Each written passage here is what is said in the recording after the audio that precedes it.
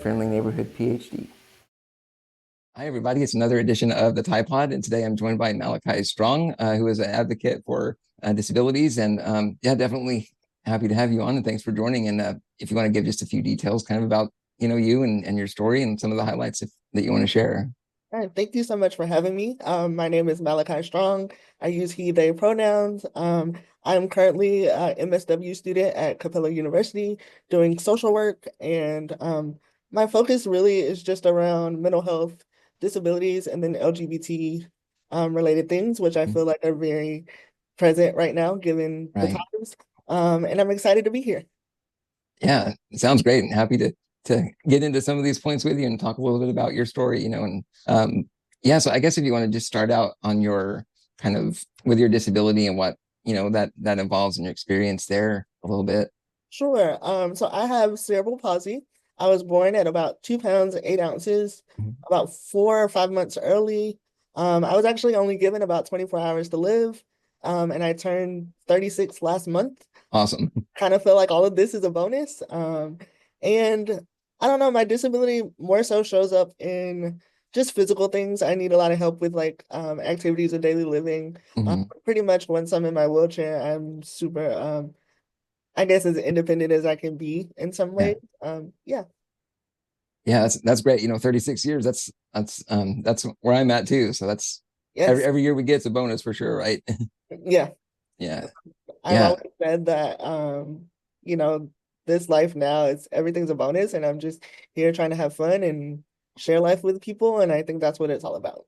Yeah, absolutely. So with your journey through like school and then getting your degree and everything, what's that been like? Did you know you wanted to go into that field initially, or how did you So navigate? so I kind of always known that I wanted to do something with psychology. I Hmm. kept going back and forth between psychology and social work. And it's actually funny because growing up, I think people assumed that I would do things on computers, because it was like, you just sit at a desk and Because that's the accessible thing that you can yeah. do. And they're Yeah. like, everybody forced the computer classes. And I was like, I mean, I love technology, but not in a way that I want to do this, every day. Right. Especially when you deal with like assistive technology, you kind of get burned out from that a little bit. And so I actually struggled a lot through school. There was times where, especially when it came to math, I just never got it. My brain just doesn't work that way. And actually, I went to undergrad at the University of Nebraska. And that's where I really started to see my struggles come out because I struggled to get accommodations. There were times where I'd go to class and there wasn't a table I could get up to, or Yeah. and luckily I had one professor who I still think to this day is the reason that I was able to graduate because he was able to sort of fight on my behalf. There were times I couldn't even go to the restroom. I would hold Yeah. it all day because the accessible bathroom was like all the way across campus. And I was like, well, like timing wise, and now I think Right. now with my bladder, but I'm like, it wasn't my fault. I had to choose between finishing or not finishing.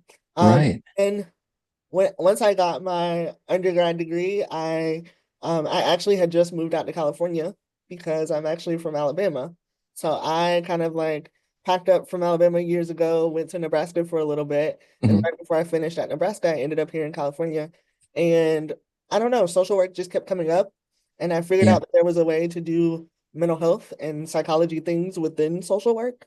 And it really it's nice to be on the other side of it because so many of us in the community we depend on social workers and case managers, and so Hmm. for me to have that lived experience I think really is valuable as I get ready to get my master's and hopefully bridge the gap between disability, mental health, and like the struggles that we have to access services. Absolutely. Yeah, I definitely relate to a lot of that, with going to classes and grad school and everything. And, when you have to worry about access to like the restrooms and choosing between, being in pain and worrying about that while also Yeah. finishing your coursework and your classes. I mean, it's a whole nother level of, of I think mental health to talk about, so I love the fact that you have both the lived experience and now you're going into the field to help and turn that around to make it better for anybody else with disabilities, and I think that's such a needed cause for sure.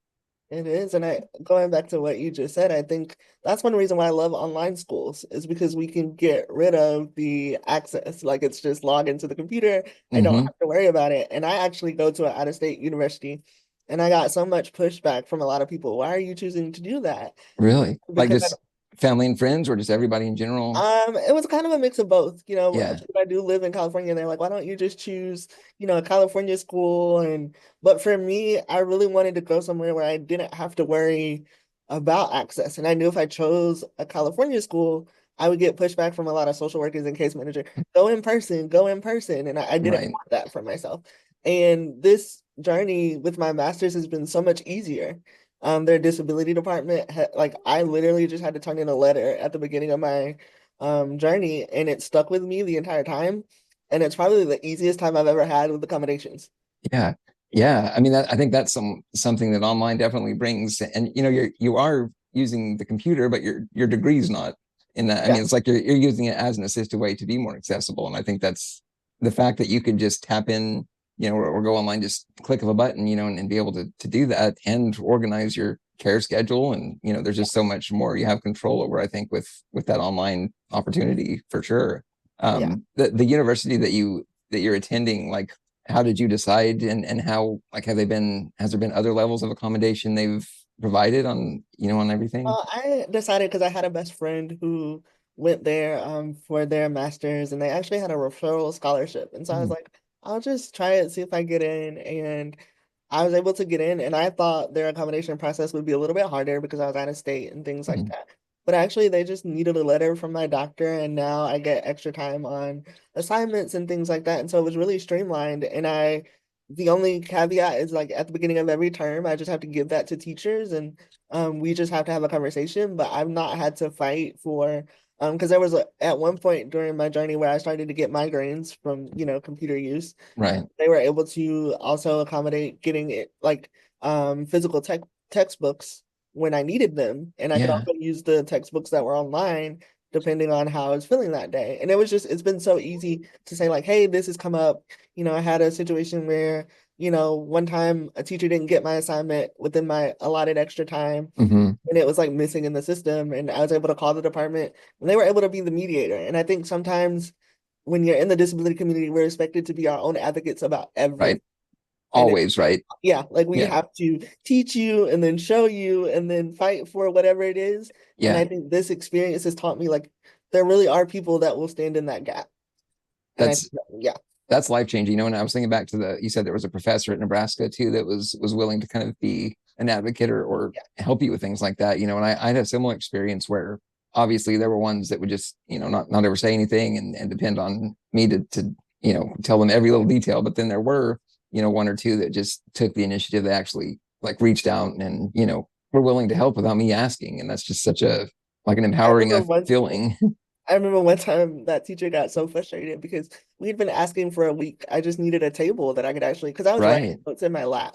Yeah. I remember I came in one day and he was like, I'm just gonna put books under it. Like we're just gonna like wing this and make it work. Yeah. And I think that was the moment I realized like I don't actually have to do this all by myself. Right. And Yeah. Like, do you find that after that, was your experience just different in general? Like just having that one person that was willing to help you adapt and figure it out. um yes and no, because Yeah. in the future I had a situation where the elevator was always broken.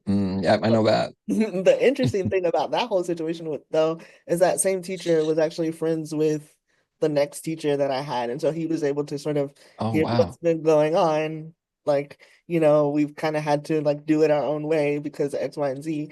And so that camaraderie when you're in because I was in the psychology department. So I think Mhm.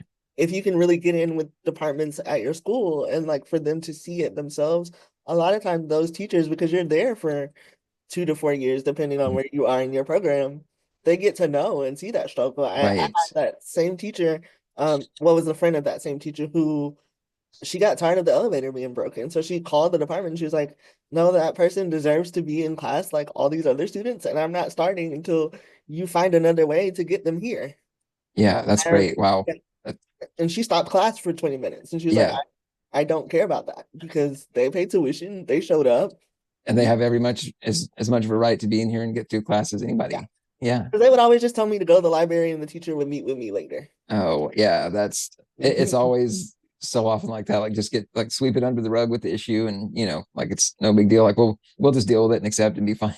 But Yeah, like we'll yeah, give you, you're fine, you won't be marked for it. And it's like, I still have to teach myself and pass this test. So exactly. actually, I won't be fine. Yeah, yeah, yeah. Yeah, I was thinking too, what you were just saying about the online having the option of physical versus like electronic textbooks. I think that really touches on a big thing that it's assumed that it's one way or the other, and I think that with so much of our disabilities in the community, some days it's one way where we can do something more physically involved, and then other days not. It's not like a right or wrong one or the other thing. So I like the fact that they were willing to work with you on yeah, those because some days I options. wake up and my body is like, we can do this. And some days my body's like, nope, not today. And Right.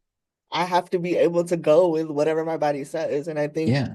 it can be really hard when you're in the community to listen to that because we're taught that, oh, we just have to be strong. We just have to get through it. And some days, whether you have a disability or not, Yeah. you can't just get through it. Right. And I mean everybody has bad days, disabled or not, but for some reason with a disability, like we're expected to just handle all of that, and Yeah, and yeah, and also still be successful in school and pass the same exams and everything. So yeah, it gets yeah, really tricky, and I think it goes back to mental health, and I think that's why a lot of us in the community we struggle with yeah, it because we have this unrealistic expectation placed on us. And right. it's like we didn't ask for any of this to start with. Yeah, You know? absolutely. Yeah, yeah. So what about like as you were going through college and everything with mental health things, did you find like certain tools or certain people to talk to that kind of introduced you to some of these yeah, like maybe some ways to cope with what was going on? It took me really until I moved to California to find mental health. I struggled with mental health from the time I was in high school until the time I moved out here in Hmm. 2018, to really get support around mental health. And I think that's what drives me now is because I know what it's like to still have to show up, even though everything around you is like, I don't want to do this. I actually don't have that strength today. And I think that's what pushes my passion to stand in that gap. And then you add in, because I also represent the trans community. And so you add Yeah, in those intersectionalities, and I'm getting it from all sides. And I think that was really hard because it took me, even though I had a young age of knowing that I was quote unquote different, I blamed hmm, it a lot on my disability. Like this is why yeah. I feel this way is because I was born with this and I have to figure out how to work with this. And it took me years to understand, no, it actually has nothing to do with that. And I think that's what I always tell people like mental health broke me, but in the same way, it helped me rebuild myself to be able to help That's a others. great way to put it. Yeah, yeah. It's unfortunate. It feels like that breaking sometimes is almost required to really understand, like what's needed and also to accept it. I think, yeah, it's a difficult situation. I think to manage all of those Yeah. things. Yeah, Especially when we can't show the brokenness because Eh, we are supposed to be this inspirational, right, right. have it together kind of. So, like we're in this society where people are like, "Oh, you're so inspirational." I'm like, For what? Like what? I just went to the grocery store and you were here too. Like, Right. Yeah, yeah. Like we want to eat just as much as you do. yeah, Yeah. It's almost funny. We turned that around and like started going up to the able body and be like, hey, you're inspirational for, reaching the groceries on the top shelf or whatever. I don't know. yeah. I'm like, I'm so proud of you. High five. Because I mean, Yeah. what are we? Gold And star for the day. Yeah. yeah, you made it. And so, Yeah. I think me just being really honest about like this was hard, and I grew up in the South, and so all of those Right. components, it really was just me a lot of the time, and that's why I give credit to those teachers because I think they started to see it, even if I didn't have words Yeah. for what was going on. I think they were like, okay, this student like really needs support, and a lot of them were able to kind of stand in that, but a lot of us Yeah. have that in the community, and so I think that's what drives me to do what I want to do. Right. Right. No, I love the fact that, when you find that teacher who has the initiative, like you were saying, you were at the school, like they know you like going through the degree program, right, for like multiple years. And so like that kind of spreads, the message. And I think like obviously like awareness and understanding and willingness to help it change. You can see that how it grows when you have one person that's willing to, to push it like that. Yeah. And I credit them every day because I think that even in times where I didn't see my own potential, it was just like, Yeah. no, we're gonna get through this. Because one of my accommodations was like extra time on test in a quiet space. And so they took me to the designated area where that was supposed to be, and it was so loud in there. And I remember like going to that teacher and being like, I cannot take a test in that environment. It was too loud. And I had a breakdown while every other student was taking the test in the regular classroom. I'm in the Yeah. hallway and just like, I know I failed this test because I couldn't concentrate. And from that moment on, he just started doing it in his office. I would just meet with him at a different time, Yeah. take my test, and then we'd be done with it. And not, I know not every teacher can maybe do that in that way, but just a teacher saying, I know you know the information. Yeah. I think that matters, especially in our community, because a lot of times we're expected to make the grade. We're expected to like show up, and we don't talk about a lot of us deal with caregivers. So you have to schedule, they need to be early so you can be early. Right. And it's a lot of scheduling. Right. So having teachers that understood, I had to get up at like 4 a.m. this morning just to get here To for, make it work with the schedule. Yeah. yeah. And Yeah. so I think that's just important to also remember. A lot of us are schedulers. We're like Yeah. managing this and managing that. And so I say, I wish we could put our disability on our resume because a lot of us, That's a good point. we know time management, we know like scheduling, we That's a know, whole different set of skills that we just have from doing our day-to-day thing. Yeah. yeah. Yeah. Yeah. Speaking of like the whole caregiving thing, what was that like for you, maybe starting out, and like how have you maybe adjusted, or what strategies have you found that work better maybe to So find I good really ones? didn't find out about caregivers until I was about 18. I was at the Okay. time I was still living at home, and so I got less hours obviously because they assume that, family's going to fill that gap. Always assumptions. Yeah, it always assumptions. And when I moved to Nebraska, I was pretty much on my own. Like I had to like find people. I went through companies and I went through a lot of I would say trauma in terms of caregivers. It was a lot of, Right. I think because I didn't have family. Uh, and I think we run into that issue a lot. When you don't have family and people aren't readily right there, the system just assumes, well, they'll be okay or whatever the case may be. And it's like, no, this is not the case. Yeah. And I think when I think about caregiving and my entire story and what comes up is the pandemic.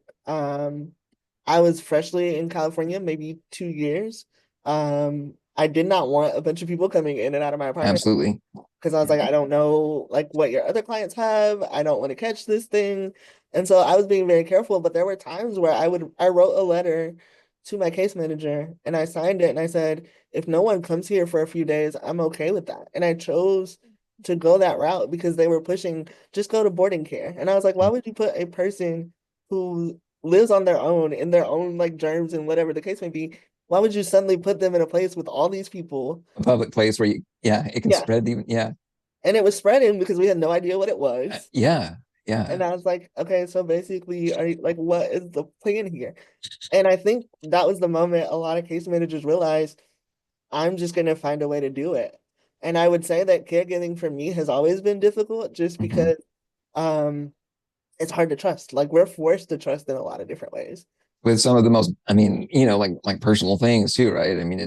it's hard to get over that with a new person. I mean, yeah, I And to can't. add in my like transness, Yeah. I have to disclose that. And I'm like, I don't know if this person is safe enough for me to do, True. but I have to tell them because I need care. And so I think that has been the hardest thing because I didn't Mm. come out until 2020.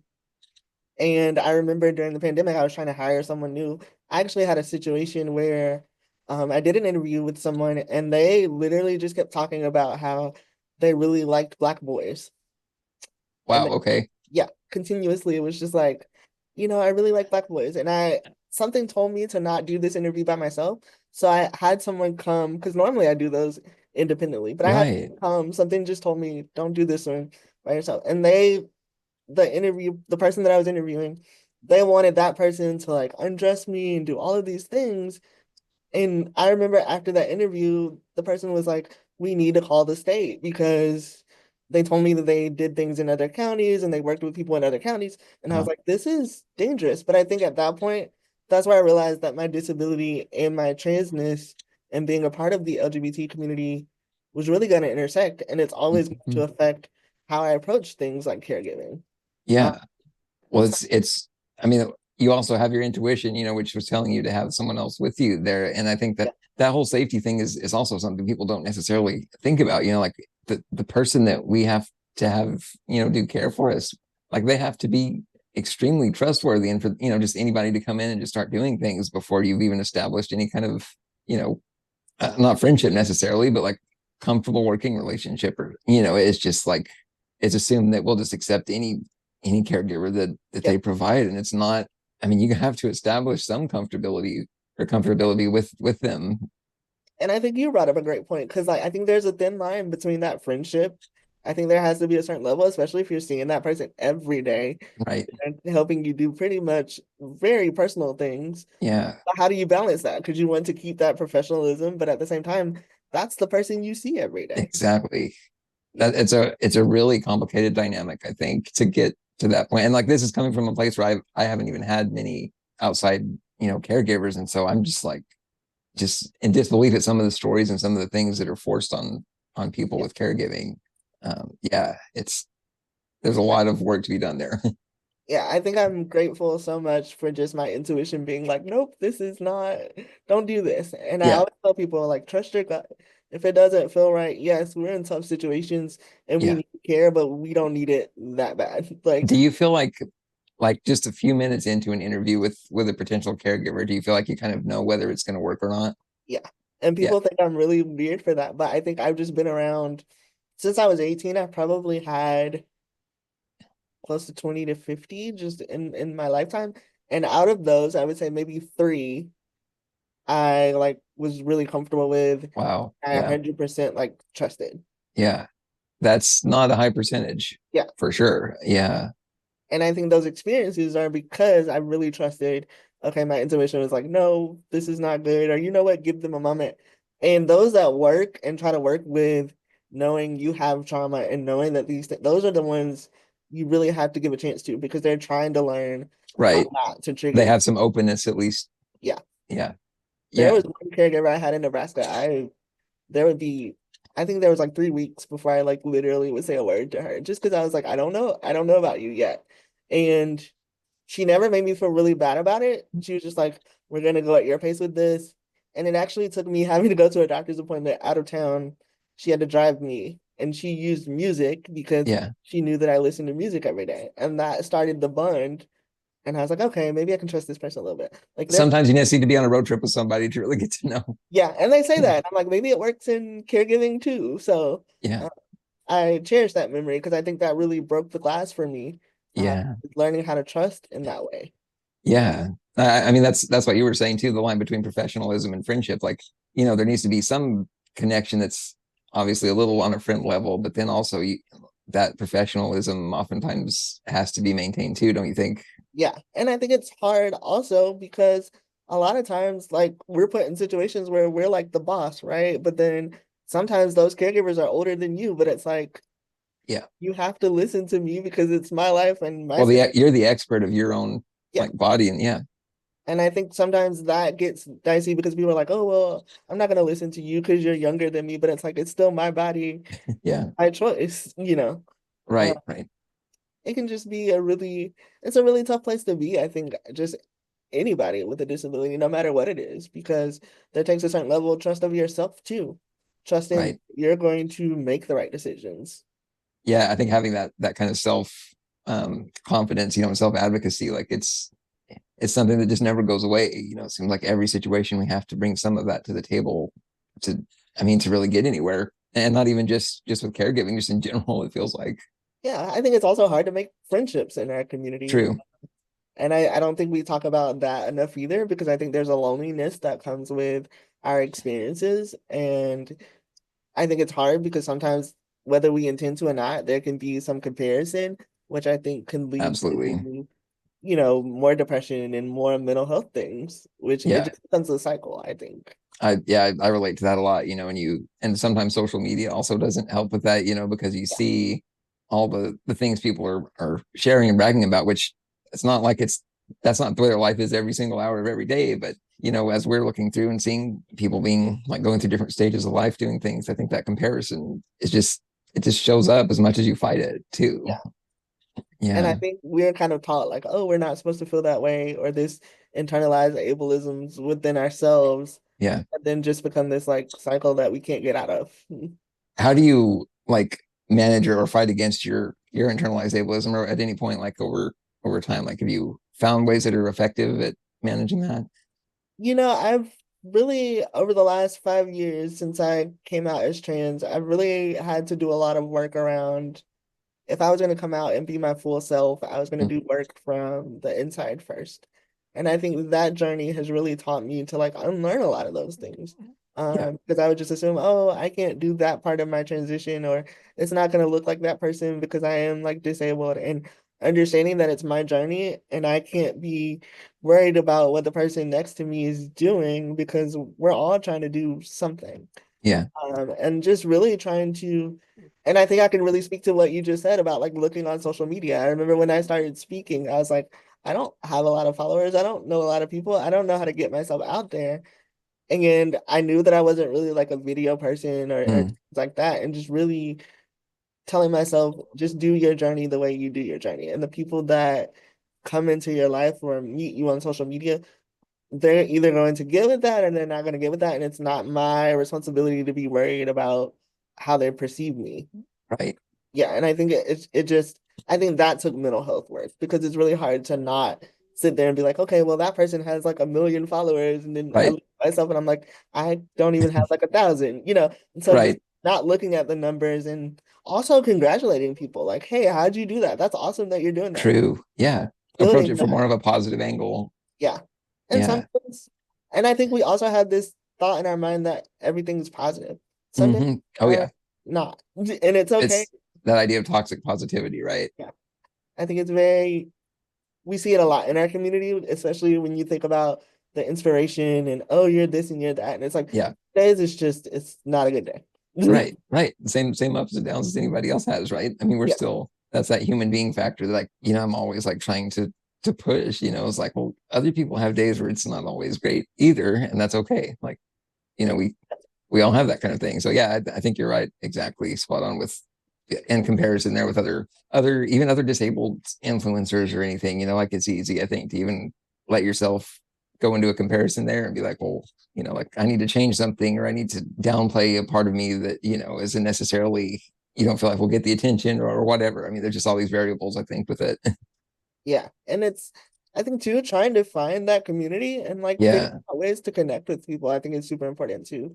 I know for me, I feel like I know a lot of people in terms of social media, but Yeah. I don't know a lot of people. And so That's well said. checking in with that loneliness and understanding that like, hey, maybe it'll be good to like reach out to that person because you don't know what they're going through either. Yeah. Yeah, I totally agree. And you're right. You do have, while there is that connection and community within the disabled, social media, it's still, those close bonds or close friendships, are hard to find. Like in my case, I really didn't get into social media until probably 3 or 4 years ago, really heavily. And I found, 3 or 4 people that are just like, I don't know how I would have met anybody like that before, and so it's really great because you do form a few of those. But yeah, in general, it's like you know a little bit of the story, what they're going through, but you still don't really know And I them as think a it's assuming that person. we all know each other too. Yeah, Like it's yeah, also this assumption that, oh, you know them because you both had this. And it's like yeah, they're in New York. I'm like yeah. in California. I don't Like, actually know yeah, them. like, hey, you're in a power chair too. That means we're the same. Yeah. Yeah, It's yeah, it's yeah. funny. I can see that for sure. As far as like, I guess advocacy and kind of trying to help, maybe with any kind of efforts to just bring awareness, to the different parts of you that intersect. Like, what are you involved in different places with that, like social media plus others, or just talk a little bit about your story, like maybe sharing and trying to I just do raise that awareness. I do some public speaking with different I've done a few conferences around centered around like disability and intersection. Mm, So I've spoken to like our local inland regional centers here in the area. hmm. I've also done some competency trainings around how to meet those who have different intersectionalities because if you're signing up to be a caregiver for me, it's not just going to be like the disability part.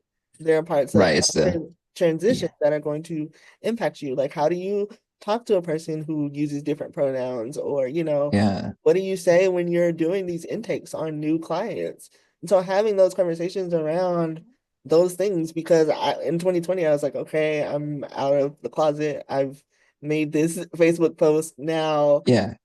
I've got Now to, dealing with all of the fallout potentially yeah. from that. Yeah. And I did have caregivers that left. Yeah. They're like, I don't believe in this, blah, blah, blah. So understanding that I had to lose some to get some, I think that has been really difficult just because it is hard to find caregivers, especially right now. So Right. many people are getting out of the field, which I can't blame them given everything that's going on. But So many things. Yeah. yeah, so many things. And I think now there's this, we wake up every day worried, right? Because Yeah. we don't know. And Well, so just like news headlines every morning, like automatically just start that process. I think too, it's something being done negatively to take away, rights and privileges, and the little bit of things we have had that have advanced in the like forward or being taken away. yeah, and it's I think too another thing that comes up for me is just I don't get it just from the disability part. I see the LGBT stuff and then I'm like, oh, well, this could affect That's a me. good point. Yeah. Yeah, this could affect me this way, or this could do this.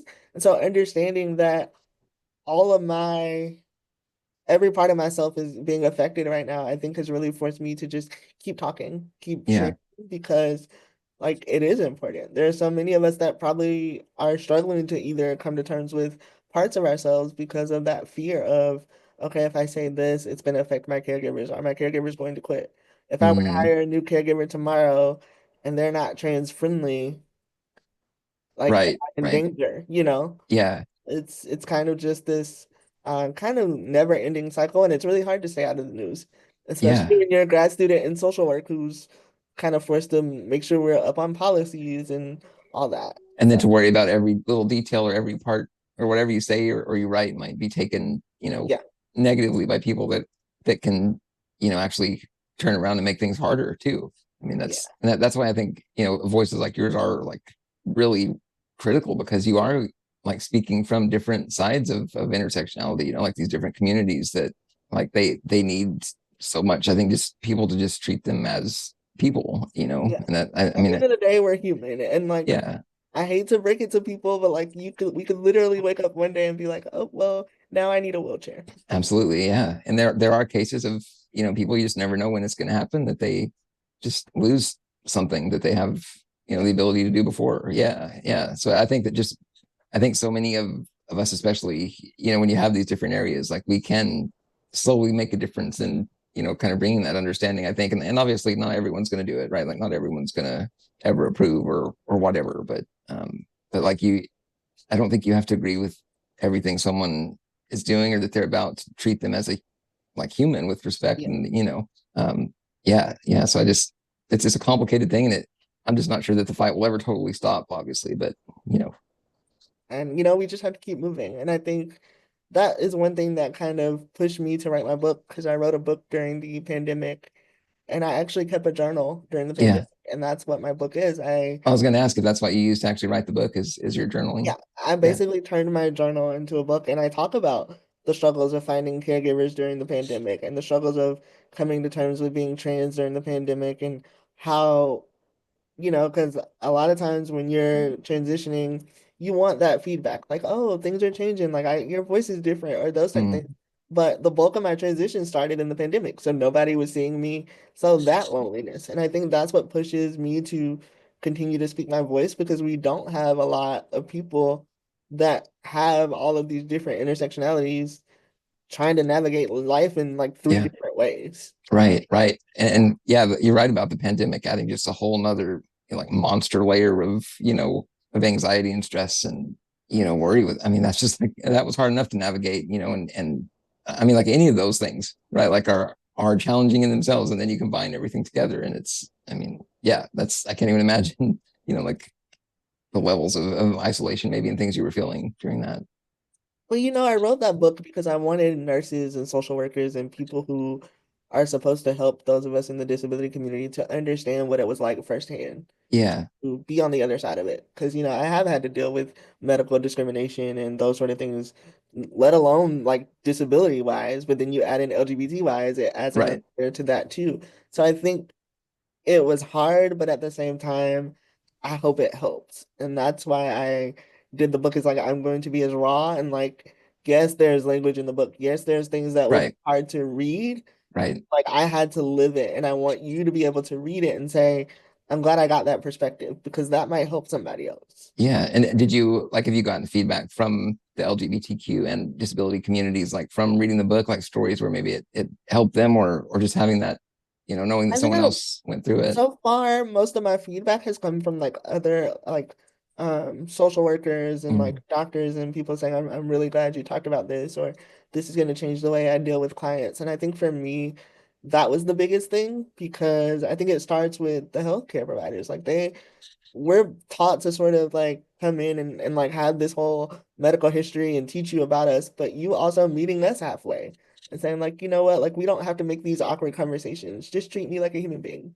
right, right. And I'm assuming you probably had, people in those areas that assume they know what to do and that they're the experts as well, and they're probably not willing to listen, to your Right. side either. And like I always think of it, it should be a team thing, like both sides should bring something to the table to solve whatever's going on.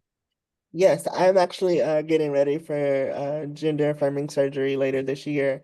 And I recently met my surgeon that's going to be doing my procedure. And it was so refreshing because she said to me, like, I've had, other patients that are in chairs, and that taught me to just treat you like a human being.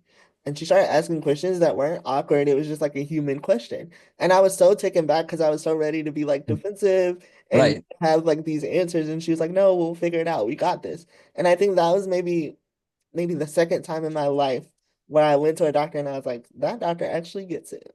That's it's amazing. You go in, I think, with guards up automatically Yeah. because you've been conditioned to expect that from doctors. And like I feel the same way. Like I had an eye doctor a few years ago that I went to, and I had to do a small procedure on one of my eyes, and it was like, we're gonna have to like schedule a major operation and go in and like maybe have like anesthesia and things. And then he just visited with me like back and forth, and he knew, with the wheelchair and everything, that it was tricky. And he was like, let's just do it right here. And like I actually tilted my chair back and he got the And laser and that just took happened to care me of too. it.